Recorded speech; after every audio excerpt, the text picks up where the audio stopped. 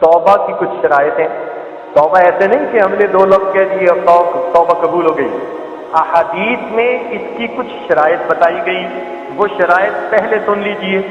سب سے پہلے کہ انسان اپنے گناہوں کے اوپر نادم ہو، شرمندہ ہو، ان یندم علیہا، اپنے گناہوں پر اس کو ندامت ہو، افسوس ہو کہ میں نے جتنے بھی گناہ کیے میں نے برا کیا. جب دل میں افسوس ہو، ندامت ہو، تو توبہ کی پہلی شرط پوری ہو گئی. نمبر 1. نمبر 2 کہ وہ توبہ ایسے وقت میں کرے کہ اس کو گناہ پر قدرت بھی ہو. توبہ ایسے وقت میں قبول ہوتی ہے کہ جب گناہ کرنے کی قدرت بھی ہو، طاقت بھی ہو. مثال کے طور پر بینائی ٹھیک ہو. اب ایک بندہ بوڑھا ہو گیا اور نابینا ہو گیا، اب وہ نامحرم کو دیکھنے سے توبہ کرے گا تو اب اس کی توبہ کس کام کی کہ اب تو وہ دیکھ بھی نہیں سکتا. اب تو وہ دیکھنے پہ قادر ہی نہیں. تو بد نظری سے توبہ اس وقت قبول ہے کہ جب نگاہیں موجود ہیں، گناہ کی طاقت موجود ہے. تو گناہ کی طاقت موجود ہوتے ہوئے اگر کوئی بندہ توبہ کرے تو یہ توبہ کی قبولیت کی دوسری شرط ہے. نمبر 3 توبہ کرے تو اللہ کے واسطے کرے. مثال کے طور پر ایک آدمی اپنے مال کی کمی کی وجہ سے اسراف سے ڈرتا ہے، کھلا پیسہ خرچ نہیں کرتا، اسراف نہیں کرتا. تو اب اسراف سے توبہ اس کی کیسی؟ وہ تو مال کی کمی کی وجہ سے کر رہا ہے. یا ایک آدمی جوا کھیلا اور لمبا چوڑا نقصان ہو گیا، اب وہ آ کے کہتا ہے کہ اللہ اب میں توبہ کرتا ہوں، نہیں کھیلوں گا. اب اللہ کی رضا کے لیے توبہ نہیں، مال کے ڈر کی وجہ سے توبہ ہے. مال کے ڈر کی وجہ سے توبہ ہے. تو توبہ کرے تو کس لیے؟ اللہ کی رضا کے لیے کرے. یہ بھی پھر ایک شرط ہے. پھر یہ کہ اگر اللہ کے بندوں پر اس نے ظلم کیے، ان کے حقوق غصب کیے، تو ان کے حقوق کو واپس کرنا ضروری. مثال کے طور پر کسی کی غیبت کی، اب اس سے توبہ کرنی ضروری، اس سے معافی مانگنی ضروری. غیبت کے بارے میں علماء نے لکھا ہے کہ یہ بتانا ضروری نہیں ہے کہ جی میں نے آپ کی غیبت کی ہے آپ معاف کر دیجئے، الٹا پہلے جھگڑا نہیں تھا تو اب شروع ہو جائے گا. تو معافی مانگنے کا طریقہ یہ ہے کہ یوں کہے کہ بھائی اگر آپ کا کوئی حق میرے اوپر آتا ہے، میں کمزور ہوں، آپ مجھے معاف فرما دیجیے. یوں موٹی بات کرے. بھائی انسان ہے، میں تو بہت ہی کمزور ہوں، کوتاہیاں کر جاتا ہوں، بھائی اگر کوئی آپ کا میرے اوپر حق آتا ہے آپ اللہ کے لیے معاف کر دیں. تو جب ان الفاظ سے معافی مانگے گا تو گویا اس نے وہ غیبت وغیرہ کے گناہوں سے سچی توبہ کر لی اور اس سے معافی مانگ لی. چنانچہ اللہ رب العزت بندے کو توبہ کو قبول فرماتے ہیں، لیکن اس کو ایک کام کرنا چاہیے کہ جس گناہ سے توبہ کرے اس سے ملتی جلتی نیکی زیادہ کرے. مثال کے طور پر ایک بندہ شراب پیتا تھا، اب اس نے سچی توبہ کر لی، اب وہ پیاسوں کو پانی پلائے. علماء نے لکھا ہے کہ پیاسوں کو پانی پلائے اس لیے کہ اس گناہ کے ساتھ کچھ تعلق بن رہا ہے. تو یہ پیاسوں کو پانی پلائے گا، ان کی پیاس بجھائے گا، اللہ تعالیٰ اس کے اس گناہ کو جلدی معاف فرما دیں گے. تو گناہ سے جب توبہ کرے تو پھر اس سے ملتی جلتی نیکی زیادہ کرے. مثال کے طور پر اس نے اگر غیر محرم کو بری نظروں سے بہت دیکھا، بدنگاہی کا گناہ بہت زیادہ کیا اور اب توبہ کر لی، اب قرآن مجید کافی دیر کھول کر بیٹھے اور اللہ کے قرآن کو دیکھے. پہلے کس کو دیکھ رہا تھا؟ غیر محرم کو. اور اب کس کو دیکھ رہا ہے؟ قرآن مجید کو دیکھ رہا ہے. تو گویا قرآن مجید کو اب اگر اکثر بیٹھ کر دیکھے گا تو اس کے غیر محرم کے گناہ کو اللہ تعالیٰ جلدی معاف فرمائیں گے. ایسی نیکی کرے. اسی طرح ایک آدمی مسجد کے اندر بغیر غسل کے جنابت کی حالت میں داخل ہو گیا، اب یہ اس سے گناہ سرزد ہوا.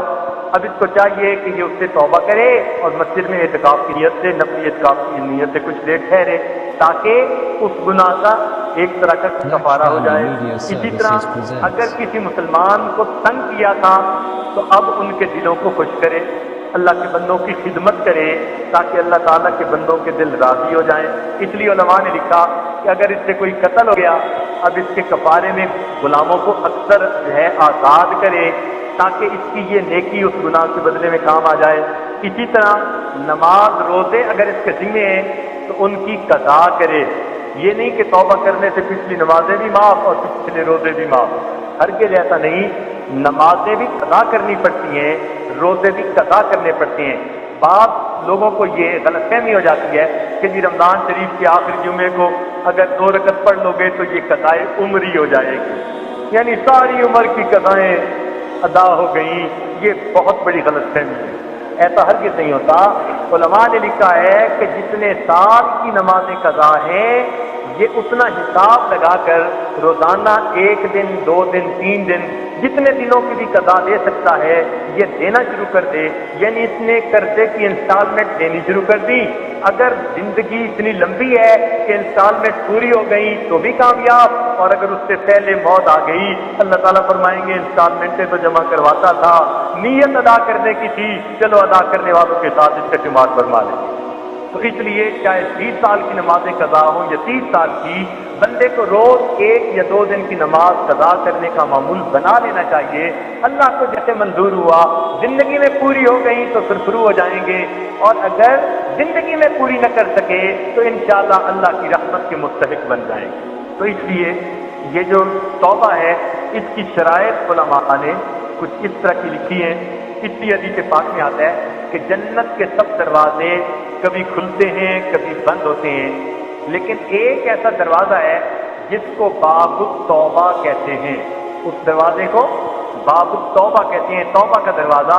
وہ فرماتے ہیں کہ یہ دروازہ کبھی بھی بند نہیں ہوتا، ہمیشہ کھلا رہتا ہے، معلوم نہیں میرا بندہ کس وقت توبہ کر لے، میرا دروازہ ہر وقت کھلا ہے تاکہ بندے کی توبہ قبول کر لی جائے۔ تو جس پروردگار نے توبہ کے دروازے کو بند ہی نہیں کیا، اس کا مطلب ہے وہ چاہتا ہے میرے بندو اپنے گناہوں سے سچی توبہ کر لو۔ حدیث پاک میں آتا ہے نبی علیہ السلام ایک مرتبہ جہاد سے واپس تشریف لائے تو راستے میں ایک ندی تھی، دریا چل رہا تھا، اس کے کنارے پڑاؤ ڈالا، عصر کی نماز پڑھی، عصر کی نماز پڑھ کے آپ نے امت کی بخشش کی دعائیں مانگی اور بہت روئے۔ جب آپ نے بہت گریہ زاری فرمائی تو ایک چھوٹا سا پرندہ آیا، چڑیا خوبصورت تھی، اور وہ آ کر زمین پر چڑیا بیٹھی اور اپنی چھوٹی سی چونچ میں 2-3 اس نے ذرے ریت کے لیے اور پانی کی طرف اڑ گئی۔ نبی علیہ السلام نے دیکھا کہ پانی کی طرف چلی گئی، پھر آئی، پھر 2-3 ذرے لیے، پھر پانی کی طرف چلی گئی۔ جب چند مرتبہ ایسا ہوا تو نبی علیہ السلام کو توجہ ہوئی کہ یہ کیا معاملہ ہے۔ اتنے میں جبریل علیہ السلام آئے تو آپ نے پوچھا ہے جبرائیل یہ کیا معاملہ ہے؟ تو عرض کیا اللہ کے محبوب یہ آپ نے جو دعا مانگی اللہ تعالیٰ نے اس کو مجسم شکل میں آپ کے سامنے کر دیا۔ جبرائیل وہ کہتے اے محبوب آپ نے رو رو کر امت کے گناہوں کی مغفرت کی دعا مانگی تھی، اللہ تعالیٰ نے آپ کو منظر دکھا دیا۔ اے میرے محبوب یہ پرندہ کتنا چھوٹا سا ہے، اس کی چونچ اس سے بھی چھوٹی ہے، اس چھوٹی سی چونچ میں 2-3 ذرے ریت کے یہ لیتا ہے اور جا کر یہ دریا میں ڈالتا ہے، تو دریا کے پانی کے سامنے ریت کے 2-3 ذرات کی کوئی حیثیت نہیں۔ آپ کی امت کے گناہ ریت کے ذرات کی مانند ہیں اور میری رحمت دریا کی مانند ہے۔ جیسے یہ ذرے دریا کے پانی کے سامنے اہمیت نہیں رکھتے، امت کے گناہ میری رحمت کے سامنے کوئی حیثیت نہیں رکھتے۔ میں نے آپ کی اس بات کو قبول کر لیا اور آپ کی امت کے گناہوں کو میں نے معاف فرمایا۔ سبحان اللہ۔ تو اللہ رب العزت چاہتے ہیں کہ بندے توبہ کریں اور اللہ تعالیٰ ان کی توبہ کو قبول فرمائے۔ ہمارے پیج ایمان و یقین کو لائک